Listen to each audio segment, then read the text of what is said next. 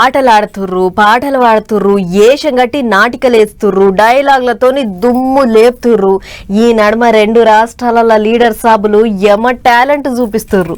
ముచ్చట్లనే కాదు దేనికైనా రెడీ అంటుర్రు. అందరేమో గాని సీఎం రేవంత్ సార్ అయితే తీరు పడ్డప్పుడు అల్లా ఫుట్బాల్ ఆడుతున్నాడు, గోల్స్ కొడుతున్నాడు. ఇక ఇట్లనే మళ్ళోసారి ఆటకు పోయిండట సారు. మనం కూడా అట్లా గచ్చిబౌలి స్టేడియం దాకా పోయొద్దాం పార్రి.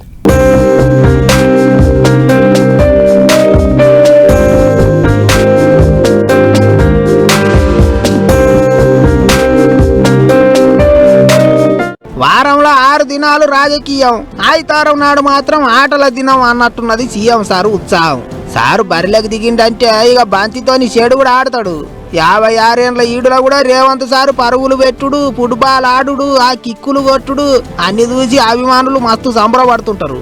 ఇక సారు ఈసారి ఎక్కడికి పోయిండు, ఏం కార్యం నడిచిందని అంటే పట్నంలో ఉన్న గచ్చిబౌలి స్టేడియంలో వారం దినాల కింద చాలైన 74 అఖిల భారత పోలీసు ఫుట్బాల్ ఛాంపియన్షిప్ ఆటలు ముగిసినాయి.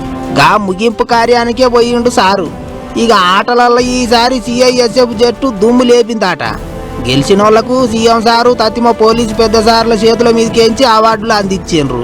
ఇక తొలుత సీఎం రేవంత్ సారు అన్ని మీటింగులకు పోయినట్టే పోయిండు గాని సారుకు ఫుట్బాల్ ఆట అంటే ఇగలేని పాయిరం. అందుకే అక్కడికక్కడనే బూట్లు తొడుక్కున్నాడు, ఫుట్బాల్ ప్లేయర్ లెక్క తయారయ్యిండు, బరిలోకి దిగిండు, ఆటగాళ్లతోని పోటీ పడి ఆడిండు.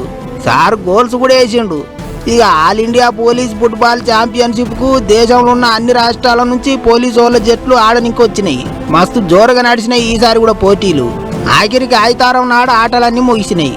అన్యమగాని ఎన్నొద్దులు తెలంగాణలో కబడ్డీ, క్రికెట్, ఇంకో ఆటల పేర్లు ఎక్కువ వినిపించేవి. కానీ సీఎం రేవంత్ సార్ ఆట చేయబట్టి ఇప్పుడు ఫుట్బాల్ ఆట పేరు మస్తు గట్టి వినిపిస్తుంది అనుకుంటారు అందరూ.